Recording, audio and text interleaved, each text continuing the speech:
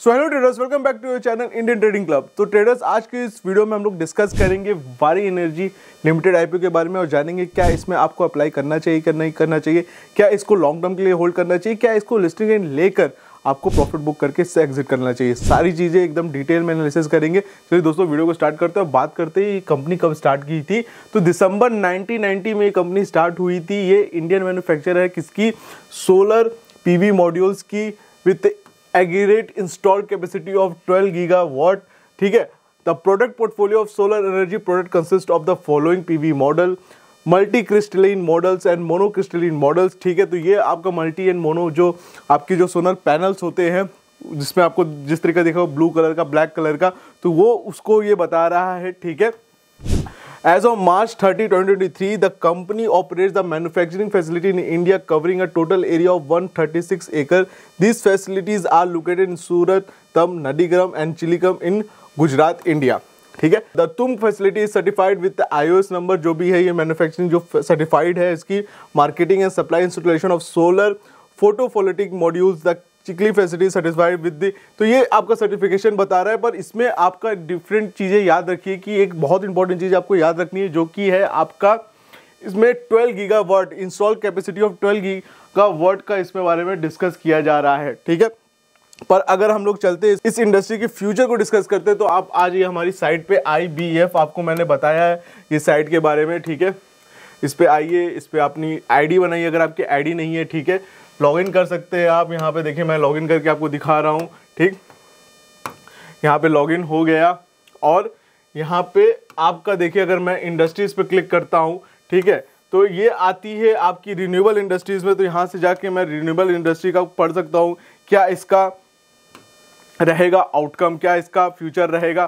तो आप अगर यहाँ पे देखेंगे तो ministry of new and renewable energy target 500 gigawatt non fossil based electricity. तो फ्यूचर तो भैया ब्राइट है, क्योंकि यहाँ पे रोबोस्ट डिमांड यहाँ पे आपको दिखा रही है और अभी कंपनी ऑपरेट कर रही है 12 गीगावाट पे। ठीक है।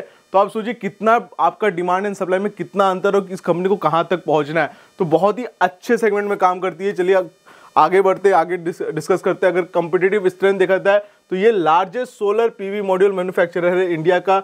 The diversified base of Indian and global customer with the large order book. इसके पास एडवांस में ऑर्डर बुक है, एडवांस मैन्युफैक्चरिंग फैसिलिटी है with the global accreditation, extensive pan India retail network है, रिटेलिंग में भी काम करती है, consistent track record of financial performance है, बहुत ही अच्छा इसका फाइनेंशियल है, जो कि हम लोग आगे डिस्कस करेंगे। ठीक है। अगर हम लोग आईपीओ की डिटेल की बात करें तो ये 21 अक्टूबर को ओपन हो रहा है, जिसकी फेस वैल्यू 10 रुपये शेयर है। प्राइस बैंड रहेगा 1427 रुपये से लेकर 15 रुपये पर शेयर। ठीक है। और आपको 9 शेयर आएंगे, क्योंकि 15,000 का हमारा लॉट साइज है। फ्रेश इशू इसमें अगर देखा जाए तो 3600 करोड़ का फ्रेश इशू है और आपका ऑफर फॉर सेल सिर्फ 10 करोड़ का है। ठीक है। तो अगर हम लोग इसके फ्रेश इशू की बात करें तो 3600 करोड़ का इसका फ्रेश इशू है और आपका ऑफर फॉर सेल है 721 करोड़ का। तो टोटल मिला के 4321 करोड़ का इसका टोटल आ रहा है, टोटल इशू साइज आ रहा है, जिसमें आपका फ्रेश इशू हमेशा ज़्यादा होना चाहिए, जैसे मैं बोलता हूँ ऑफर फॉर सेल से, तो जो कि इसमें है। और 721 करोड़ जो कि हो सकता है ऑफर फॉर सेल में अपने एग्जिस्टिंग शेयर होल्डर कुछ प्रॉफिट बुक करना चाहते होंगे, कुछ उनको एक्सपेंसेस होंगे, कुछ भी हो सकता है। ठीक है। हो सकता है वो चाहते होंगे कि थोड़ा सा मैं प्रॉफिट अपने घर ले जाऊं, अपने अदर काम पे लगाऊं। ठीक है। तो वो कुछ भी हो सकता है, लेकिन ये देखने वाली फ्रेश इशू ज़्यादा है, तो ये अच्छी बात है। अगर आईपीओ की टाइमलाइन की बात करें तो मंडे को ये ओपन हो रहा है। ठीक है। आपका बेसिस ऑफ अलॉटमेंट 24 को पता चल जाएगा। अगर आपको मिला तो ठीक है, नहीं तो 25 को आपको रिफंड आ जाएगा। और आपकी लिस्टिंग डेट इसकी है मंडे को 28 को। फाइनेंशियल इंफॉर्मेशन की बात करें तो अगर इसकी फाइनेंशियल देखा जाए तो ये 2022, 2023, 2024, 2024 जून 30 जून तक का है। तो ये क्वार्टर वाइज में आ गया। अगर हम लोग ईयर ऑन ईयर की बात करें तो 2022 में 2237 करोड़ का इसका था। उसके बाद इंक्रीज देखिए 2023 में कितना रैपिडली इनका एसेट इंक्रीज हुआ, आपका 7400 करोड़ पे पहुंच गया। प्रॉफिट आफ्टर टैक्स जो कि 2022 में 79 करोड़ का था, 2023 में देखिए 500 करोड़ का हो गया। 2024 में आते थे ये 1200 करोड़ का हो गया, 120% का इंक्रीज। यहाँ से 2022 से 2023 में मल्टीफोल्ड रिटर्न इनका प्रॉफिट आफ्टर टैक्स हुआ। नेटवर्थ भी इनकी देखिए हर एक चीज पैरामीटर में ये ऊपर ही हुआ है। ठीक है। टोटल बोरिंग और टोटल नेटवर्थ में देखिए कितना डिफरेंस है। बोरिंग आपकी सिर्फ 261 करोड़ की और नेटवर्थ इनका देखिए 4471 करोड़ का है, तो जो कि बहुत ही अच्छी बात है। ठीक है। तो अगर देखा जाए तो ये आगे फाइनेंशियल पे देखा जाए तो ये ईयर ऑन ईयर और क्वार्टर ऑन क्वार्टर भी इंक्रीज कर रही है। अगर आप देखा जाए 2024 से 2024 जून का, ठीक है, मार्च से 30 जून का देखें तो आपका जो असेट था और आपका जो देखिए 11,313 करोड़ का असेट था, असेट इंक्रीज हो गया 11,000 ऑलमोस्ट 12,000 करोड़ हो गया, ठीक है। तो ये भी एक बड़ी बात है क्योंकि रेवेन्यू इंक्रीज हुआ है तो असेट इंक्रीज हुआ है, ठीक है। उसके बाद आपका प्रॉफिट आफ्टर टैक्स भी हो सकता है ये इस क्वार्टर खत्म करते इंक्रीज होकर रहा है, अभी तो 400 करोड़ का बुक्ड है, ठीक है। अगर हम लोग देखा जाएगा तो यहाँ पे लिखा हुआ है इसका इंक्रीज होता 70% profit after tax rose by 155% between the financial year ending with the March 31-24 and 31-23। तो देखिए यहाँ पे आपका देखेंगे 2023 से 2024 में आपका प्रॉफिट आफ्टर टैक्स देखिए 155% से इंक्रीज हुआ है, जो कि बहुत बड़ी बात है, ठीक है। अगर हम लोग इसकी इंडिकेटर के बारे में बात करेंगे कि परफॉर्मेंस इंडिकेटर के बारे में, तो आरओई इसका 8% का है, रिटर्न ऑन कैपिटल एम्प्लॉयड इसका 9% का है, डेप्ट टू इक्विटी रेशियो देखिए 0.06 से कुछ भी इनके ऊपर डेप्थ नहीं है, और प्राइस टू बुक वैल्यू आपका 8% का, प्रॉफिट आफ्टर मार्जिन 11 से 11.5% का, जो कि अच्छा है, ठीक है।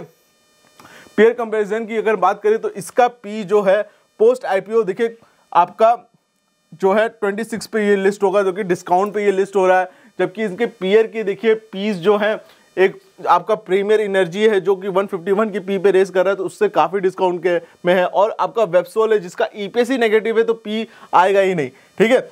तो ऑब्जेक्टिव ऑफ द इशू के बारे में अगर हम लोग बात करते हैं, ठीक है, the net proceed of the fresh issue are proposed to be utilized in the following manner, जो है part finance the cost of establishment the 6 gigahertz of ingot water solar and solar PV module manufacturing facilities in Odisha। तो ये एक आपका जो पहला इनका issue होगा, जो पहला इनका ऑब्जेक्टिव होगा 3600 करोड़ जो इनको मिलेंगे, जो ये आईपीओ से रेस करेंगे, वो ये जा रहा है इसमें आपके नए प्रोजेक्ट्स में। तो ये एक बहुत ही बेनिफिट वाली बात है, बहुत ही अच्छी बात है, ठीक है। और जनरल कॉर्पोरेट पर्पस में आ सकता है, जो आपके 700 करोड़ है उससे आपका कुछ छोटा सा डेप्थ पेमेंट करे, जो कोई अगर प्रोमोटर्स के ऊपर कोई कर्जा होगा तो वो पेमेंट करे, प्रोमोटर्स अपने हिसाब से जो भी करना चाहे उस पैसे का कर सकते हैं। अगर हम लोग कंक्लूजन की बात करें तो company is the largest manufacturer of solar PV modules in India and is poised for better progressive going forward, ठीक है। Company mark bumper growth in its top and bottom line FY 23 onward, indicating the prospect ahead. It is adding 6 gigawatt of ingot water and solar cell and solar PV module manufacturing facility in Odisha that will bring windfall and its financial performance, ठीक है। तो आपका जो ये manufacturing facility जो add हो रहा है ये और अच्छा होगा। जैसा आपको स्टार्टिंग में मैंने बताया, गवर्नमेंट का टारगेट 500 गीगाहर्ट्ज पे ले जाने का, और ये उस पर आपका कोशिश कर रही है, अभी ये 22 गीगाहर्ट्ज के। तो देखिए कितना डिफरेंस है इनके में और गवर्नमेंट के प्रोजेक्ट्स में, तो कितनी तेजी से रैपिड ग्रो होगी और गवर्नमेंट भी इसको काफी ज्यादा प्रमोट करेगी, ठीक है। Based on FY 25 annualised earning the issue appear fully priced, investor may lap it for the medium to long term. तो यहाँ पे रिकमेंडेशन है कि आप इसको बाय करो। आपको क्लियर दिख रहा है कि हमारी सरकार जो है, मोदी सरकार जो है, वो रिन्यूएबल एनर्जी पे काफ़ी ज़्यादा फोकस्ड है, क्योंकि आपके टैक्सेस इंक्रीज हो रहे हैं कोल पे। तो इसका कारण ये है कि पोल्यूशन को कंट्रोल करना है, ग्रीन रेवोल्यूशन को कंट्रोल करना है, और आपको एनर्जी में शिफ्टिंग करनी पड़ेगी। आपको जो है डिपेंडेंट एनर्जी के ऊपर जो नॉन रिन्यूएबल है उससे शिफ्ट होकर आपको रिन्यूएबल पे आना है, जैसे सोलर, विंडफॉल। इसमें आपको इस कंपनी को ग्रोथ काफ़ी तेज़ी से होगी। बाकी आप कोई भी डिटेल के लिए IBF को पढ़ सकते हैं, आपको उसमें सब चीज़ें दिख जाएंगी। जैसा मैं आपको लेके जाऊं इसमें, अगर इसमें आप एक सेक्शन है जहां पे आप इन्फोग्राफिक्स में जा सकते हैं, ठीक है। इन्फोग्राफिक में जाके आपको दिख रहा होगा, देखिए Indian renewable energy capacity FY 21, 22, 23, 24 every time increase हो रही है। 500 तक ले जाना, अभी खाली 150 तक पहुंची है, ठीक है, जिसमें सोलर पावर का सबसे ज्यादा योगदान है। तो हमारे कंट्री में ऐसी गर्मी बहुत पड़ती है, तो सोलर पावर का सबसे ज्यादा योगदान है और उसी सेगमेंट में ये काम कर रही है। तो कितना बढ़िया ट्रेंड है आपका, ये जा सकती है। और प्लस ये विंड एनर्जी में भी आ रही है। तो आई होप दोस्तों आपको वीडियो में समझ में आया होगा कि इस IPO में आपको अप्लाई करना है कि नहीं करना है। मेरे कहने से मत करिए, आप मैं अपना व्यू बताया कि भाई मुझको अच्छा लग रहा है, मैं जरूर से इस IPO में अप्लाई करूंगा। आप अपने फाइनेंशियल एडवाइजर से पूछ सकते हैं कि आपको इसमें करना है कि नहीं करना है, उसके अकॉर्डिंग आप उस पर एक्ट करिए। मेरा काम है आपको समझाना।